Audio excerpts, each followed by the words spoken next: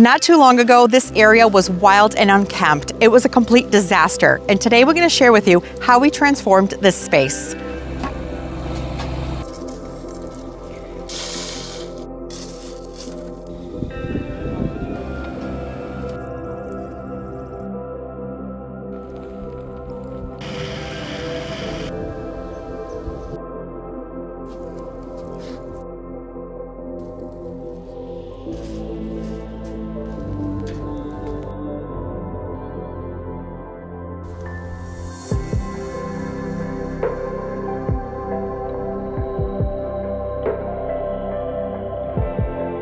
Hi, it's Steph. Welcome back to our garden. George is here with me too, and he'll be chiming in throughout the video. But this area that you see here is what we call our hillside garden. And we've been working in this area for about 5 years now, but the most transformation happened in the last 3 months. And we're gonna show you from beginning to end what this looked like and what it took to get here. And we're gonna keep the video moving kind of quickly so that it will move along and you'll see all of the steps that we took. But I want this to serve as inspiration to you that if you have a project that seems overwhelming, if you just take it in small chunks and do a little bit every year, eventually you'll get to a place that you're happy with. So let's get started. This area that I'm standing in was so overgrown with terrible weeds. Mugwort, Japanese pokeweed, briars with thorns in them. And I was so frustrated because we would clean this area and we would pull the weeds, we would weed whack, we would get it looking nice and clean, and inevitably 2 to 3 months later, the weeds would all return. Here is some raw footage of me being really frustrated with this space. I really need a permanent solution up here. I cannot stand it.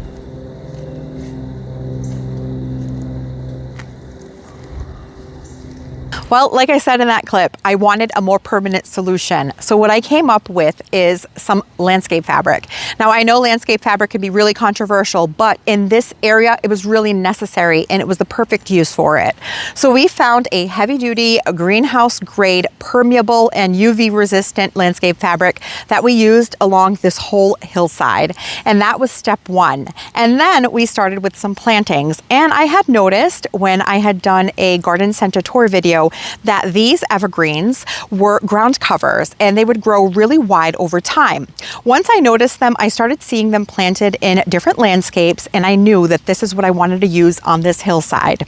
Now I started with small 1-gallon plants from the box store nursery, and they were really affordable. I started, I think, with 9 plants, and in year 1 they were really small, but 3 years later, they have filled out beautifully, and they provide kind of like an evergreen carpet covering this hillside. These are actually excellent because they're drought tolerant, they're deer resistant, and if you have an area that's difficult to mow or can't hold mulch like this, it works perfectly.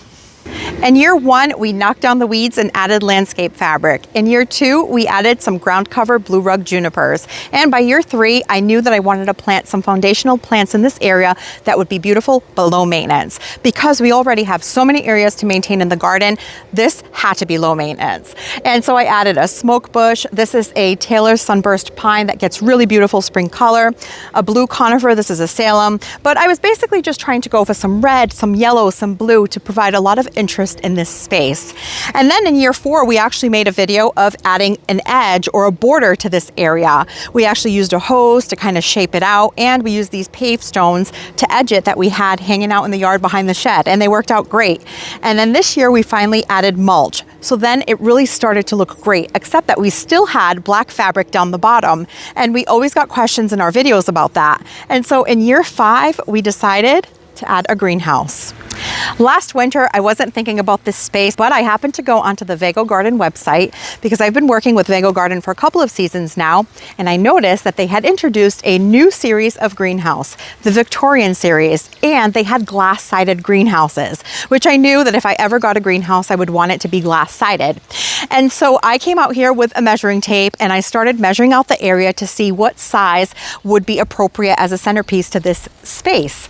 And when George saw that, he came over, I explained to him what I was thinking, and he very quickly had some thoughts about why it wouldn't work and all of the logistics it would take to get this to happen. So I'm gonna go ahead and hand it off to George.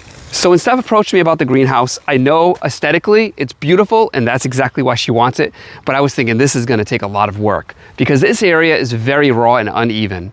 So I started thinking about the base.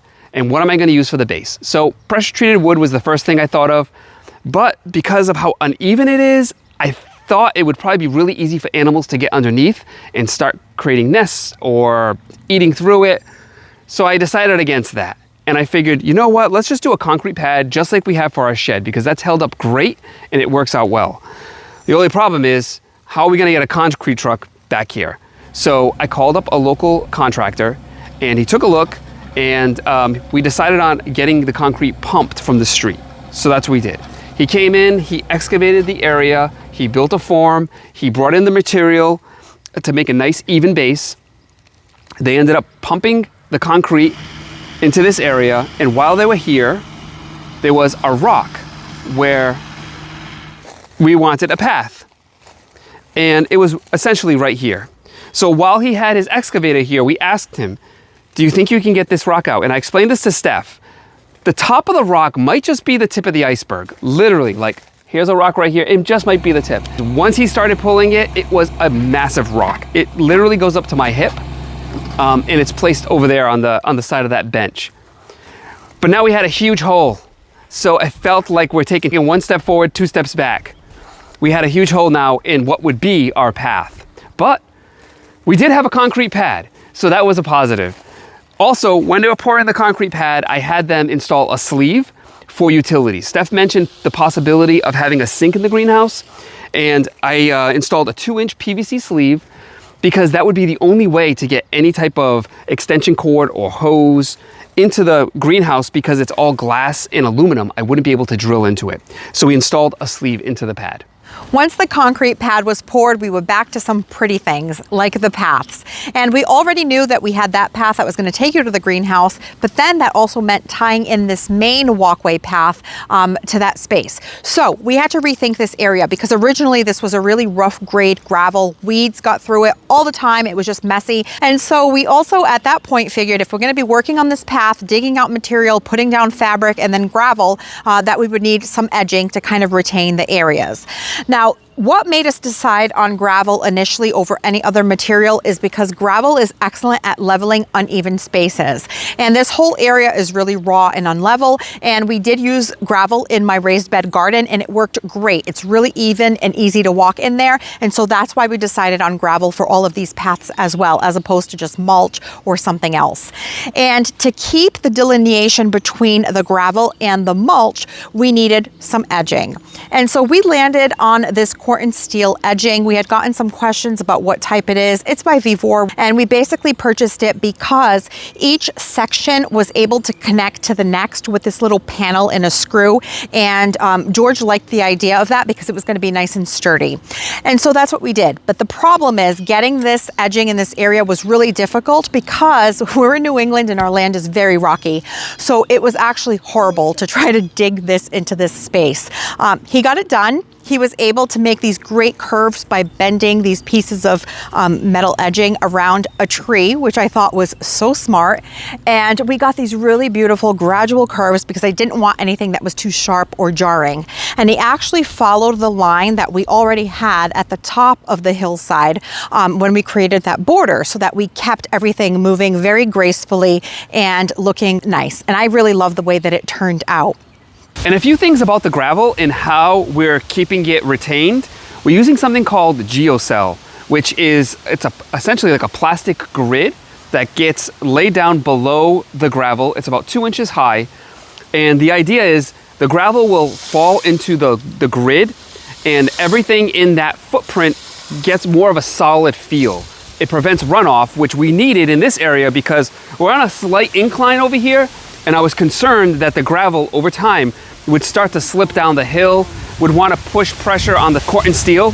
So we use that geocell all throughout here, down the path and across. In the areas that we do have the geocell, you can definitely feel that it's more of a firmer base. On the opposite side of the greenhouse, we didn't use it, and you can see it's a little bit more of a looser feel. We also added a cobblestone apron. This was my delineation between the grassy area and the gravel, because prior to that, it just kind of faded in and it always looked really messy. So the cobblestone was perfect and it ties into the rest of the garden. This is some old school cobble that was reclaimed and purchased on Facebook Marketplace. And in this area on the right side of the greenhouse, we needed a way to retain the gravel.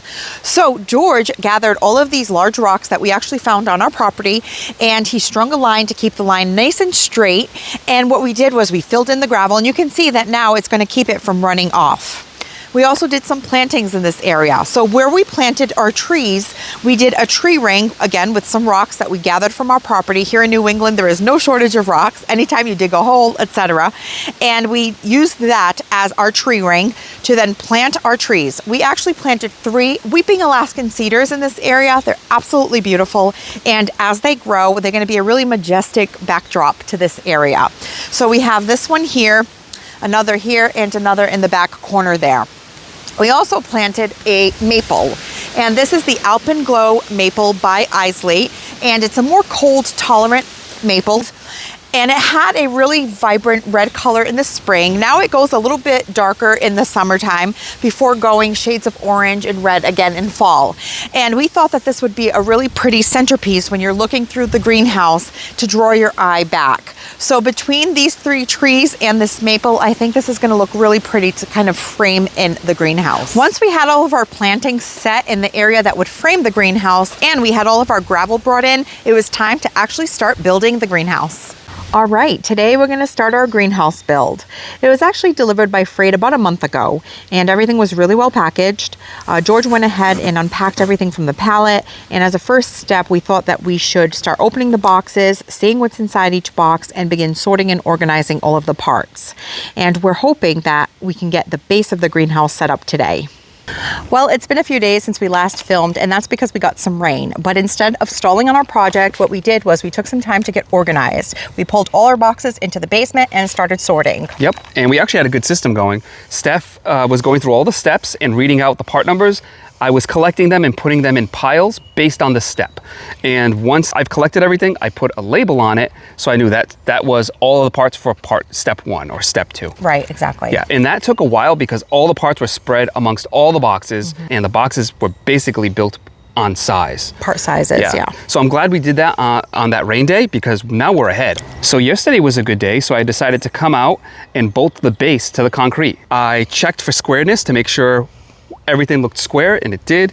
And then I started drilling in the holes. They do provide anchors to bolt to the concrete, but they don't provide a drill bit. And I did some research, and it was a 3/8 masonry drill bit that worked out perfectly for these anchors. And while I was drilling, Maverick came by. Yeah. The neighborhood cat. He's super sweet. He's made an appearance in a couple of our videos. Yep, and he was rolling around. I think he liked the warmth of the pad because it was sunny all day. Yeah. Yeah. He lives his best life out here, looking for mice and chasing away birds. He's real sweet. Yeah, so once Maverick left, I vacuumed up all of the powder from drilling and bolted everything down, and I left things snug. So nothing super tight, just to give us a little bit of wiggle room, so when we build, if we need a little bit of adjustment, we have it there. And the goal is to get some good progress done. We took the day off. It's gonna be super hot, New England scorcher today. Yeah. So we're gonna do our best. It's out here, it's early. I'm hoping that because we're organized, it's gonna move fairly quickly. And the goal is to have the structure up by the end of today. Hopefully we have everything except the doors and the panels for the roof, but everything else should be in. Fingers crossed.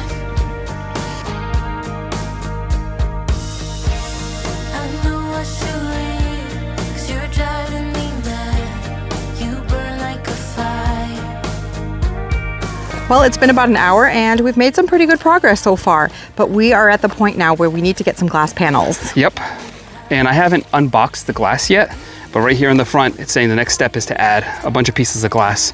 So let's go to the driveway and unbox that. All right, I kind of feel like the dad on Christmas Story, man, when he got that box for his lamp. Fragile. It must be Italian. Well, I think that says fragile. Yeah. Was it the leg lamp? The leg lamp. And he's like, The oh, major award. it's fragile. Yeah. Anyway. It must be important because it's Italian. Right. So they did package this up really well. It came in a crate. All the other parts were cardboard around it. And it's actually like bolted to the crate so that it can't be tipped over.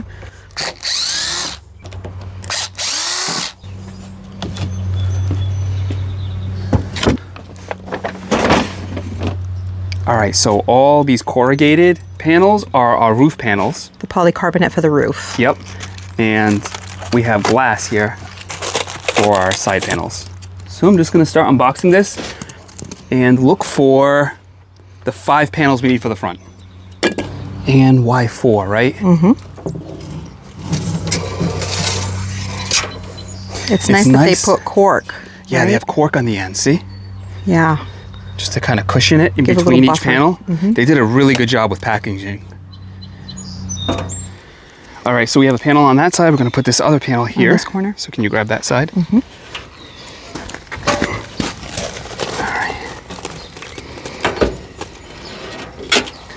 All right, now we're just gonna sheet it. Okay. All right. I'm pretty sure this goes like this. This is gonna shore it all up. All right, so we're at a point where we need to get a nut into like behind the glass. I was thinking, how am I gonna do that? But they provided a tool and it allows you to sneak in that screw. That's really cool. Watch, Steph, you're gonna see what I mean. See this part right here? Mm-hmm. See?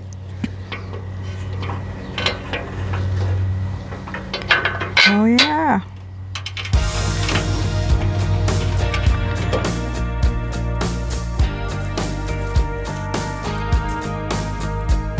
I know I should leave, 'cause you're driving me mad.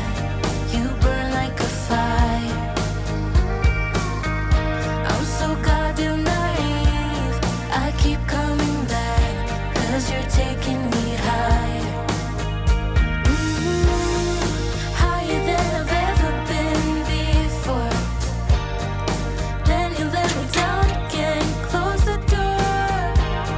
I know I should leave, 'cause you're driving me mad. You burn like a fire. Well, it's almost 5 o'clock and we started at about 8:30, but we made really good progress. Yep. It was super hot today, so we had to switch into our larger hats, lots of water, lots of sunscreen, and we got it done. Yep. And it's extra hot in there when it's sunny because it's all glass, so it was extra warm. But we're in a good place. Yeah, I think when we set out to get the structure up, that was a good goal, and we did it.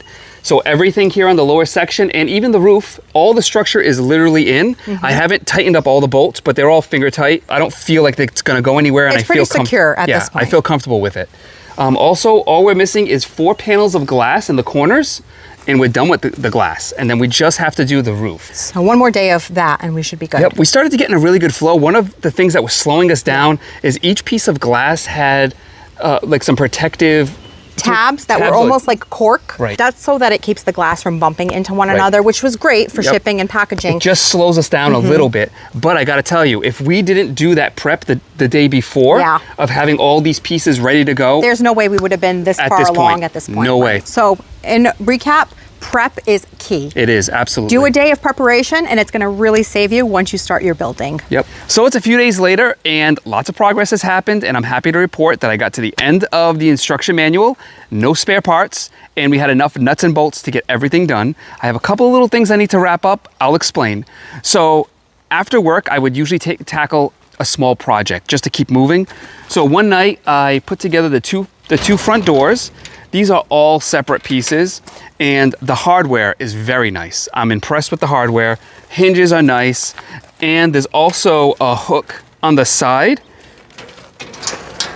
that you can hook the door so that you can keep the door open and you won't worry about wind closing the door on you. So that's actually a really nice feature.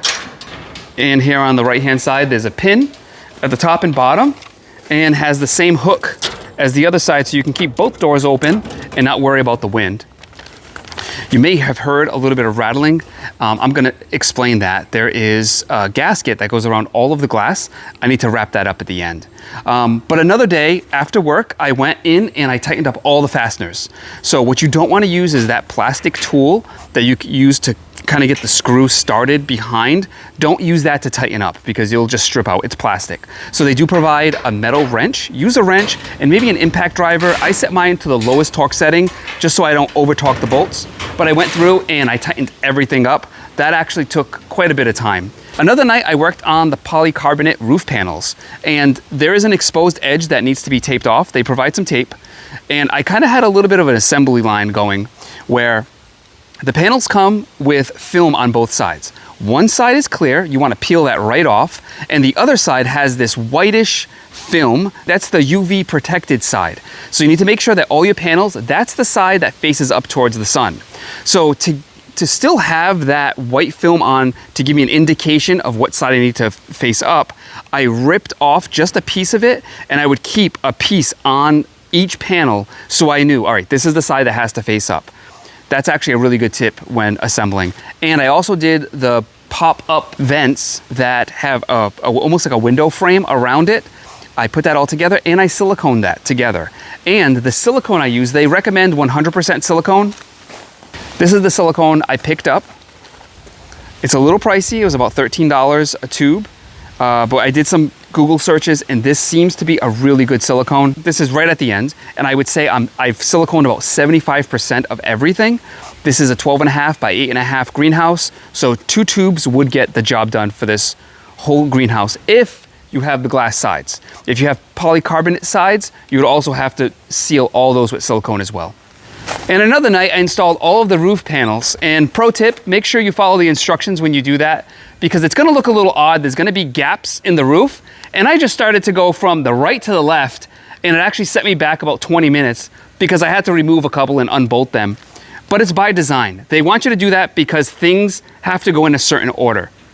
So the other thing is, while you're up there and you have access up into the roof, you're going to be siliconing certain panels in place. And that's what I did. And I have about, I would say about 6 more panels that need silicone, but I should be able to get to them from down here. So I want to talk about one last thing, which is the edging on some of this glass. And one final tip with siliconing when you're on the roof, when you're done with a panel, just peel off the film so you know it's been siliconed and it's all set. All right, one of the final steps is getting this rubber edging placed on the glass, because right now the glass can move around, you can hear that. So they give you a large roll of this rubber gasket, and essentially I've already installed one, but what you need to do is cut it to length, and it fits right into that gap. It actually makes a really nice seal. This is just for an example, but see that? I pretty much need to do that around the whole greenhouse. And here is one that I installed around the door. But you get the idea. It's just a little time consuming. So now I'm in the home stretch of finishing this project, so I'm gonna pass it over to Steph. Thanks, George, but we no longer need this because the greenhouse is now officially done being built. And we'll talk about some more details in a few, but first I want to talk to you about some additional plantings that we did in this area. So starting back last fall, we went ahead and planted 5 more of the Blue Rug Junipers. This area that is right by the path needed a few more of the shrubs to kind of creep and cover some more ground, so I went ahead and did that. And we also had moved a low grow pine from one of the beds by our patio over to this area as well. It has settled in nicely and it's doing really well in this new spot, and I really like the way it looks here. The next thing we did was this spring, we actually planted an Angel Falls weeping white pine up at the top border of the Hillside garden. And I really love weeping trees because they really take up such a small footprint. They have such a graceful growth habit, and because they weep, they're more compact and stay more slender, so it shouldn't block the view of our greenhouse. Along the path in an earlier video, I had mentioned that I wanted to plant some lavender in this space because I thought that the purple would be really beautiful, and of course the fragrance. But the more thinking about it I realized that lavender is kind of a short blooming perennial, and you don't typically get a second flush out of it after you deadhead. So I ended up going with Nepeta instead, which I think was the perfect choice and looks beautiful. This is a smaller version of the Walker's Low. This is the junior low, and I think it's going to work out perfectly in this space. Most of the plants that I have in this area are going to be deer and rabbit resistant, with the exception of the apricot flavorette roses that I added recently as well and talked about in a prior video. Those I will have to protect, but everything else to this point has been pretty deer and rabbit resistant, which is great. You can see I have some penstemon. This is the Midnight Masquerade penstemon by Proven Winners. I have 2 clumps of it here. My plan is next spring to add 3 on this side so that both sides mirror each other, and we have some of that rhythm and repetition. I also recently added some foxgloves that I grew from seed, as well as some geraniums that I had talked about in a plant mail video. So those are the Azure Rush, which is a more compact sport of the Roseanne geranium. So I have those planted in here as well. And the most recent plant that I added in this area, 2 of them actually, some salvia. Now salvia is also deer and rabbit resistant, and I added 8 of them. So I have 3 in this bed, and I added 5 in this bed right behind the Nepeta. And it is the Color Spires Pink Dawn variety by Proven Winners. It's a really light, soft baby pink, and I think it'll complement this purple Nepeta beautifully, and they'll bloom around the same time. And these salvias don't look great, right? That's because I just deadheaded them. I was able to buy them at Lowe's 75% off because they were done blooming and they hit the clearance rack. So I paid just over $3 for each of them, and I ended up picking up 8 of them. So as soon as I got home, I deadheaded them, and I'm thinking that I'll get a second flush of blooms. You can see that I also added some pathway lights. So as these light up and lead you to the greenhouse, which also has lights, I think it'll just create a really soft ambient lighting, which will look really pretty. For the last couple of seasons, I've been growing some annual vines here on the arbor, but they haven't worked out that well. I tried hyacinth bean vine. I've also tried the Thumbergia or the black-eyed Susan vine, and they only make it up halfway, but never do that well. And so I decided that I was going to try a clematis, and specifically this new variety by Proven Winners, which is the Moongate Mocha. What I liked about it is that it has dark foliage and then these really pretty kind of mauvey pink blooms.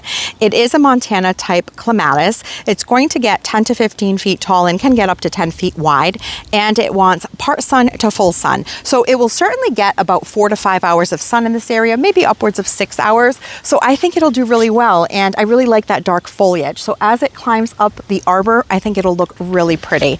So that was the most recent plant that I added to this space. I'm absolutely thrilled with the way this greenhouse turned out, and when I look out the window, I love the way that it looks sitting here in this space. So I'm going to share with you some features of the greenhouse as well as some plans that I have for it going forward.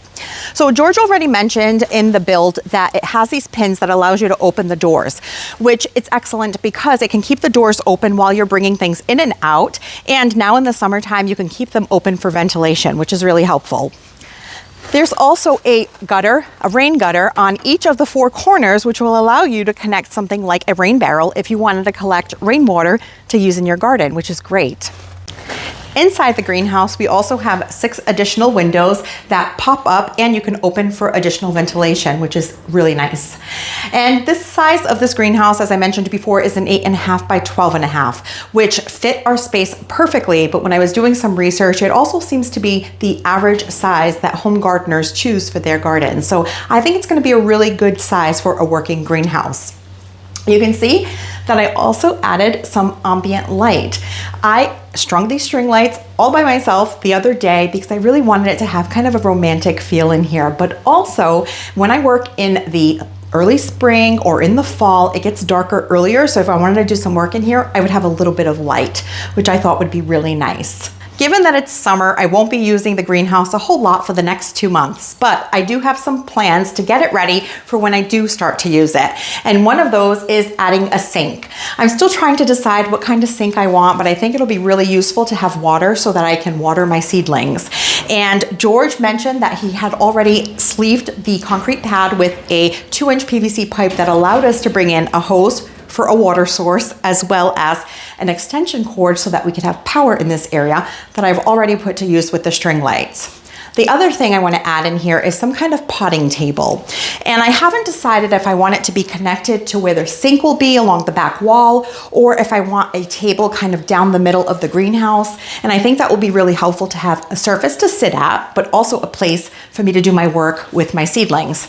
And lastly, I want to add some shelves along the walls, which will allow me to put my seed trays and get sunlight once we get into early spring.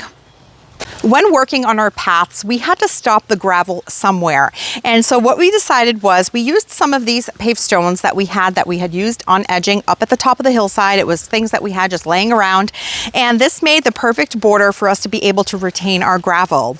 And we've had a bench in this area for a little while now. So what we did was we continued this path down this way. But before we got to the bench, we hit a snag in the middle of this path again. And it seems to be the case space, with every path that we've tried to do in this area, there was a huge rock right in the middle here that has actually been dug up by George and I. We broke 2 shovels in the process, and the rock is actually sitting here as a reminder of the work that it took us to get to this point. So it's going to get washed off by the rain, and we're just going to leave it here as kind of like landscape art.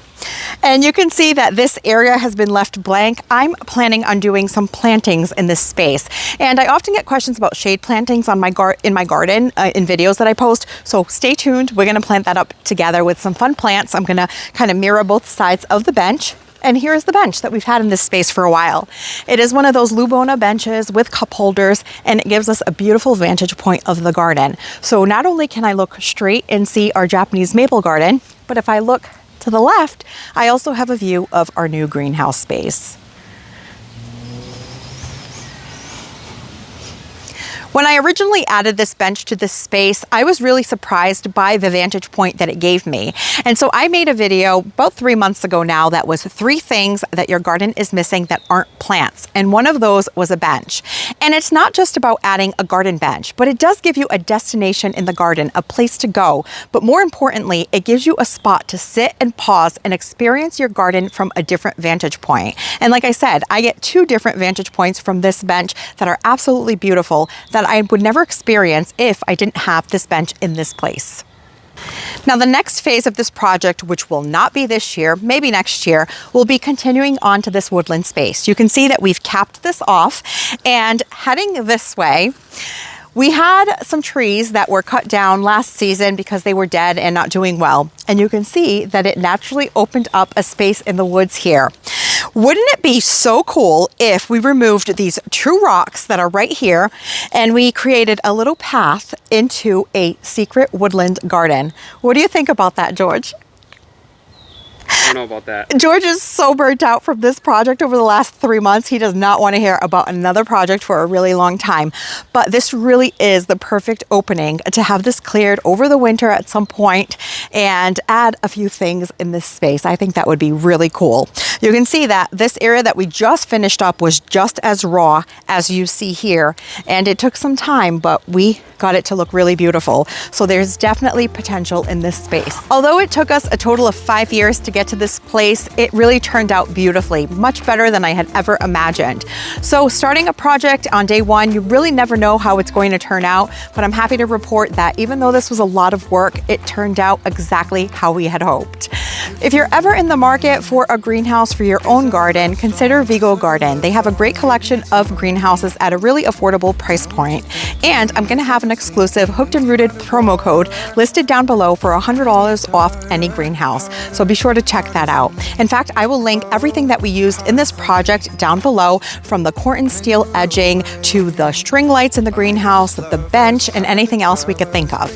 So thank you so much for sharing this journey with us. Let us know in the comments what your thoughts are about how this project turned out. A huge thank you to George for making this a reality for us. And thank you so much for spending your time with me and with George, and we'll catch you in the next one.